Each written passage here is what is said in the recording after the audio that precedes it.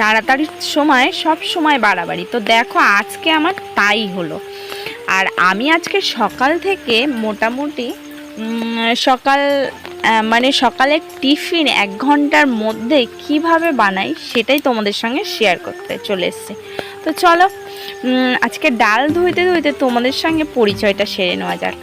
তো হ্যালো বন্ধুরা, good morning, শুভ সকাল। সবাই কেমন আছো? আশা করি সবাই খুব খুব খুব ভালো আছো। তোমাদের আশীর্বাদে, ঈশ্বরের আশীর্বাদে আমরাও খুব ভালোই আছি। আর পার্বতীস ব্লগে তোমাদেরকে আরও একবার অনেক অনেক অনেক স্বাগত আর অনেক ভালোবাসা জানিয়ে আজকে ব্লগ স্টার্ট করছি। আশা করি আজকে ব্লগটা তোমাদের ভালো লাগবে। তো স্কিপ না করে পুরো ব্লগের সাথে দেখো সকাল সকাল উঠে পড়েছি, উঠে বাসির সমস্ত কাজ সেরে নিয়েছি। আর আমি কিন্তু মেনলি যে কদিনেই আমি সকালে ভাত বানাচ্ছি সেই কদিন কি হচ্ছে, রাতে হাফ কাজ করে রাখছি। তো ওই জন্য সকালে একটু তাড়াতাড়ি হয়ে যাচ্ছে। তো আমি ভাত রান্নাটা যখন বসালাম তোমরা দেখতে পেলে যে 6:46, তো তখন আমি বসিয়েছি। আর আজকে বানাবো ডাল আর আলু একসঙ্গে, ডাল করব আলু দিয়ে। তো ওদিকে ডাল সিদ্ধ বসিয়ে দিয়েছি। ডালটা তো দেখলে ফেনা চলে এসছে ডালটার মধ্যে, জলটা গরম হয়ে গেছে। তো ওদিকটায় ডাল সিদ্ধ হচ্ছে আর আমি এদিকটাতে আলু কেটে নিচ্ছি ডালের মধ্যে দেওয়ার জন্য। তো কয়েকটা আলু দিয়ে ডাল বানাবো, যেহেতু বাইরে নিয়ে যাবে পাতলা ডাল না দেওয়া যায় না, কেমন লাগে। তো দেখো আলু দিয়ে দিয়েছি, দিয়ে একটু নাড়াচাড়া করে দিলাম। যতক্ষণ আলু আর ডালটা হাফ তো ডালটা সিদ্ধ হয়ে গেছে, বাদবাকি যতটুকু বাকি আছে তো সেটা সিদ্ধ হতে থাক। আর ততক্ষণ আমি ঝটপট করে কাঁকরোল ভাজার জন্য কাঁকরোলটা কেটে নেব। তো সেই জন্যই দেখো কাঁকরোলটাকে কেটে নিচ্ছি। আর ওদিকে তো রান্না হচ্ছে, কারণ এই সকালের টাইমটা না একসঙ্গে সব কিছু গুছিয়ে নিয়ে রান্না করা যায় না।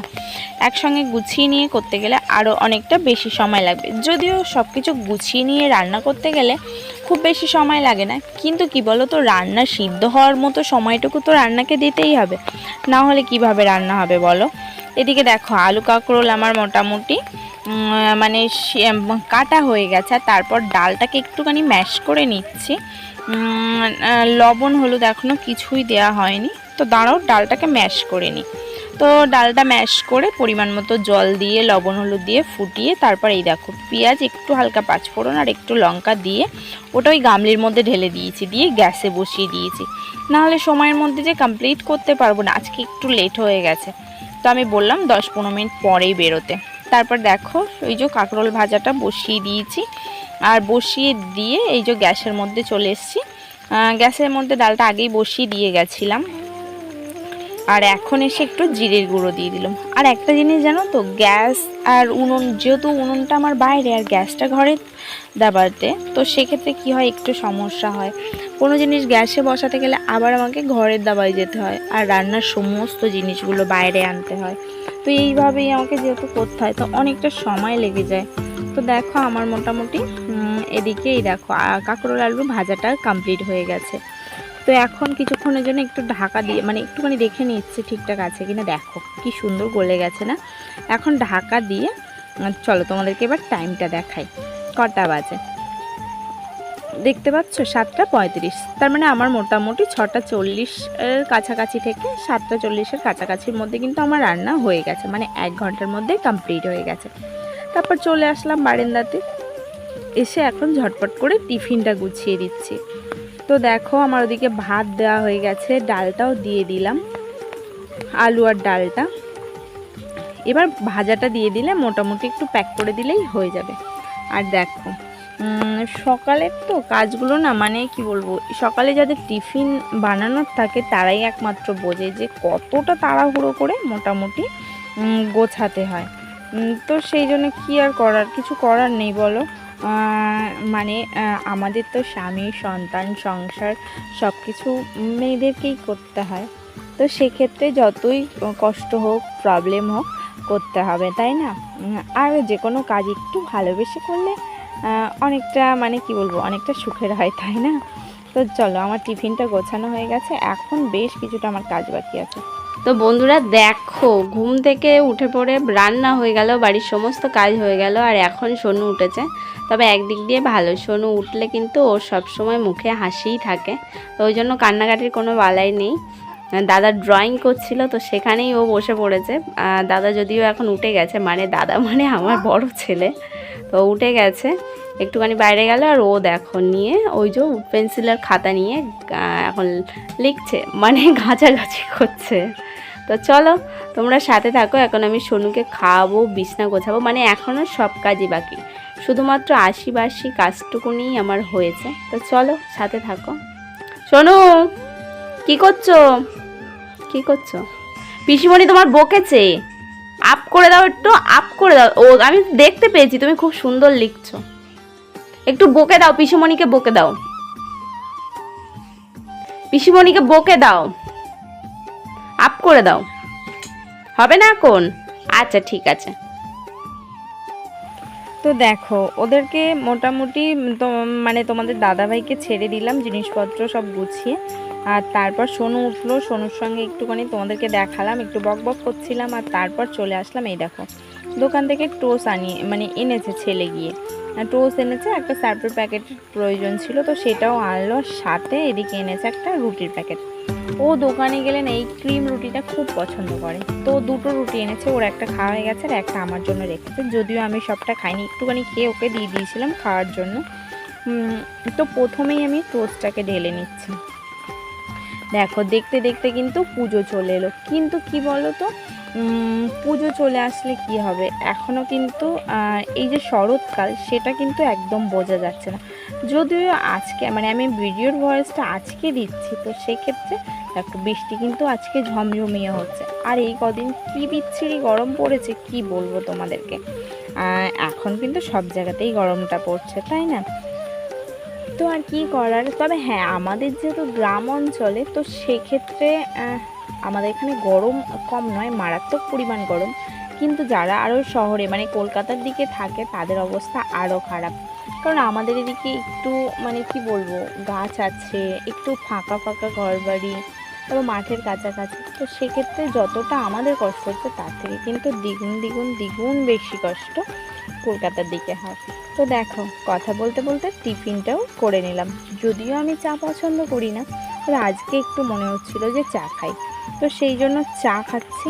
চা খাওয়ার পরে অল্প একটুখানি রুটিটাও খেলাম, কারণ ও এনেছে আমার জন্য একটা, তো না খেলে ও রাগ করবে।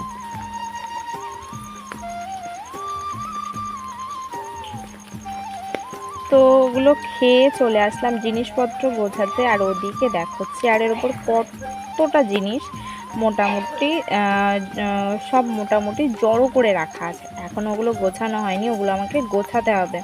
তো যাই হোক ওগুলো গোছাবো একটু পরে, আগে বিছানাটার চাদরটা টান টান করে একটু সুন্দর করে পেতে নেব, পেতে একটু ঝেড়ে নেব। তো ঝেড়ে নিয়ে চলে এলাম, এই দেখো বিছানাটাকে গোছানো কমপ্লিট। তারপর চলে আসলাম আমি মোটামুটি খাটের এই যে লাঠিগুলো আছে এগুলো পরিষ্কার করতে, মানে টোটাল খাটটাকে একটু মুছে নিচ্ছি।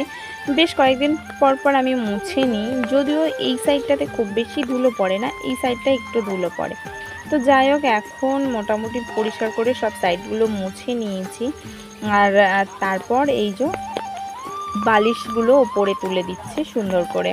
আর এদিকে তো সোনু আছে দুষ্টুমি করার জন্য, যাই হোক ওকে নিয়ে এইভাবে সব কাজ আমার করতে হবে, মানে ওর দুষ্টুমিটা সহ্য করে।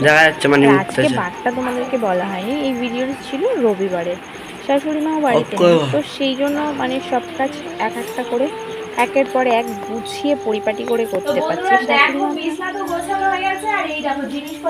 তো মোটামুটি এগুলো গোছাবো, তবে এটা একটু পরে গোছাবো, আগে ঘরটা ঝাড় দিয়ে ঘরটাকে মুছে নেবো, নেওয়ার পর তারপর গোছাবো। তো চলো সাথে থাকো তোমরা। আর শোনো এই দেখো আমার বসা থেকে ও বসে পড়েছে, একটু হাই করো। কি করছো, গুলি খেলছো? ঠিক আছে খেলো, তাহলে তাহলে আমি ঝটপট করে কাজ করে নিই। তো দেখো মোটামুটি বিছনাটা গোছালাম, জিনিসপত্রগুলো বিছনার মধ্যে রাখলাম, রেখে এখন ঘর ঝাড় দিচ্ছি। আর জানো তো আজকে ঝুল ঝেড়েছি, তো সেগুলোর ভিডিও করা হয়নি, তো সেই জন্য ওই যে সোনু ঝুল ঝাড়াটা নিয়েই খেলছে। আসলে ওকে কিছু একটা না দিলে আমাকে কাজ করতে দেবে না, তো সেই জন্য ওর হাতে ওটা দিয়ে দিয়েছি, দিয়ে আমি এদিকে কাজ করছি। আর কি বলো তো দেখতে দেখতে কিন্তু পুজো চলে এসছে, যদিও আমাদের মধ্যবিত্ত যারা একদম নিম্ন মধ্যবিত্ত বা যারা একদম দিন আনা দিন খাওয়া মানুষ, তাদের জন্য কিন্তু পুজো ঠিক নয়। যদিও আমাদেরও মোটামুটি এখনও পুজো চলে আসলো, এখনও কিন্তু কোনো কেনাকাটাই হয়নি। যদিও নিজের জন্য অতটা কিছু মনে হয় না, তবে দুটো বাচ্চা আছে তাদের জন্য খুব মনে হয় যে একটু আগে থেকে কিনতে পারলে, মানে ওই পুজো পুজো অনুভূতিটা, জামা কাপড় কেনাকাটা, বাচ্চাদের তো ওরা অনেক কিছু বোঝে না, তবে এই কেনাকাটাগুলো হলে ওরা কিন্তু খুব এনজয় করে। যাই হোক, এখনও আমাদের কিছুই কেনাকাটা হয়নি, তবে দেখা যাক কবে হয়। তো মোটামুটি ওদের মামা বাড়ি থেকেও এখনও পাঠায়নি, হ্যাঁ তবে পাঠিয়ে দেবে। আর মা ভাই সবাই আছে। তো যাই হোক, শ্বশুর শাশুড়ি এখনও পর্যন্ত কারোরই কোনো কেনাকাটা হয়নি। তো কি আর করার, পরিস্থিতিটাকে সামাল তো দিতে হবে, বুঝতে হবে। বাড়ির গৃহিণী হতে গেলে অনেক কিছু ভেবে চিন্তে কাজ করতে হয়, তো আর কিছু করার নেই। তো যাই হোক, দেখো আমার ঘর ঝাড় দেওয়া কমপ্লিট। তারপর আমি এদিকে ঘরটাও মুছে নিচ্ছি। তো ঘর মুছে এখনও কিন্তু বেশ কিছুটা কাজ বাকি, কিছু করার নেই, একের পর এক এই সমস্ত কাজগুলো তো করতেই হবে আমাকে। আর যেহেতু কোনো কেউ বাড়িতে নেই, শুধুমাত্র বড় ছেলে আজকে বাড়িতে আছে, তো সেই জন্য একটু প্রবলেমটা কম হচ্ছে। তো যাই হোক, দেখো মোটামুটি ঘরটা মুছে আমি চলে আসলাম ঘরে, আর বারান্দায় চলে আসলাম। এখন বোতলগুলো একটু সুন্দর করে গুছিয়ে রাখছি, আর বোতলগুলো গুছিয়ে রেখে এখনও আরও অনেক কাজ, মানে এখন জিনিসপত্র কাচবো। তো যাই হোক, কাচা তো কমপ্লিট। সেই ভিডিওটা আমি আর তোমাদের সঙ্গে শেয়ার করতে পারলাম না, কারণ আমার এই জায়গাটায় না স্ট্যান্ড না বসানো যায়, না কোথাও ফোনটা রাখা যায়, কাউকে ধরতে হবে তারপর হবে। আর যদিও আমার ক্যামেরাম্যান আজকে বাড়ি আছে, আর আমার ক্যামেরাম্যান হলো আমার বড় ছেলে। ও মোটামুটি সব সময় আমার ভিডিওগুলো বানিয়ে দেয়, মানে ও যখন সময় পায়। যাই হোক, ও আবার সোনুকে নিয়ে রেখেছিল, তো ওই জন্য ও ভিডিওটা বানিয়ে দিতে পারিনি। তবে এখন এই দেখো ছাদে চলে গেছি, আর রোদ দেখেই তোমরা বুঝতে পারছো কি বিচ্ছিরি রোদ্দুর পড়েছে।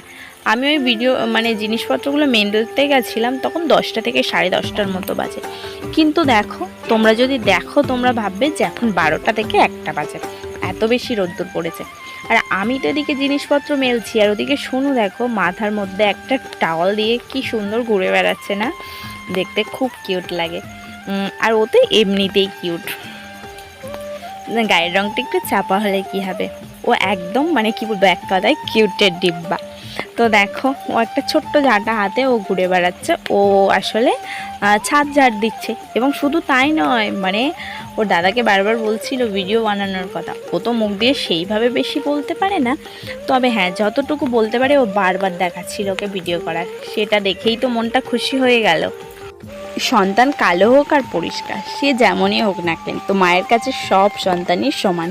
আসলে সব সন্তানই কিন্তু তার মায়ের কাছে কিউট, খুব সুন্দর। কি বলো, আমি ঠিক বললাম তো বন্ধুরা? তো আমার কাছে তো এটাই মনে হয়, আশা করি সব মায়ের কাছেই এটাই মনে হয়। তারপর দেখো ওদিকে তো মোটামুটি জিনিসপত্রগুলো মেলে নিলাম, আর এদিকে সাদা ড্রেসগুলো না এদিকে মেলছি। আসলে ওই দিকটাতে না, মানে ওই দিকটায় মেলা হয়ে গেছে, আর এই দিকটাতে এসে স্কুলের ড্রেসগুলো মেললাম। তারপর স্নান করে পুজো দিয়ে চলে আসলাম ঘরে, যদিও পুজো দেওয়াটা তোমাদের সঙ্গে শেয়ার করিনি। আর এখন এসে একটু সিঁদুরটাও পরে নিচ্ছি সুন্দর করে। স্নানের পরে একটু সিঁদুরটা না পরলে একদম ভালো লাগে না। আর আমার এই জায়গাটায় না লাইট খুব কম পড়ে, যে জন্য দেখো তোমরা কিছুই দেখতে পাচ্ছ না, বুঝতে পারছো না। তো যাই হোক, সিঁদুর পরছি। তো তারপর মানে জিনিসপত্রগুলো গোছাবো। আর হ্যাঁ, তারপরে না আমি আবার রিলসও বানিয়েছিলাম। আসলে কেউ যেহেতু বাড়িতে ছিল না, সোনুকেও ঘুম পাড়িয়ে দিয়েছিলাম, মানে ওর ঘুমানোর জন্য খুব জ্বালাতন করছিল, তো সেই জন্য একটু রিলসও বানিয়েছিলাম। যাই হোক, তোমাদের সঙ্গে সেটা এখনও শেয়ার করিনি, অন্য কোনো সময় শেয়ার করব। তো চলো, এখন সোনুকে ঘুম পাড়িয়ে এখন আমি এই যে জিনিসপত্রগুলো ভাঁজ করছি। তো চলো, জিনিসপত্রগুলো ভাঁজ করতে করতে আজকে ব্লগটা তাহলে এখানেই শেষ করা যাক। তো আজকে ব্লগটা তোমাদের কেমন লাগলো সেটা তোমরা কমেন্ট করে জানিও। আর একদম যারা নতুন দেখছো তাদেরকে বলবো যে একটা লাইক কমেন্ট করে পাশে রেখো। আর যদি আমার ভিডিওগুলো তোমাদের ভালো লেগে থাকে তাহলে একটা সাবস্ক্রাইব করে দিও। আর সত্যি বলতে ভিডিওর যে পরিমাণ ভিউজ হয় তার থেকে আমার ভিডিওতে আমি দেখি প্রচুর কম লাইক হয়। তবে তোমাদেরকে বলবো প্লিজ প্লিজ প্লিজ একটু লাইক কমেন্ট করে দিও, তাহলে সত্যি বলতে তোমাদের লাইক কমেন্ট কিন্তু আরও নতুন ভিডিও বানাতে অনেকটা আমাকে উৎসাহিত করে। তো প্লিজ তোমরা লাইক কমেন্ট করো। আর যারা একদম আমাকে সাপোর্ট করছো বা সাপোর্ট করে তুলে নিচ্ছ, ভাবছো যে এখনও সাপোর্ট ব্যাক পেলাম না, তাদেরকে বলবো তুলে নিও না, অবশ্যই তোমরা সাপোর্ট ব্যাক পাবে। তো চলো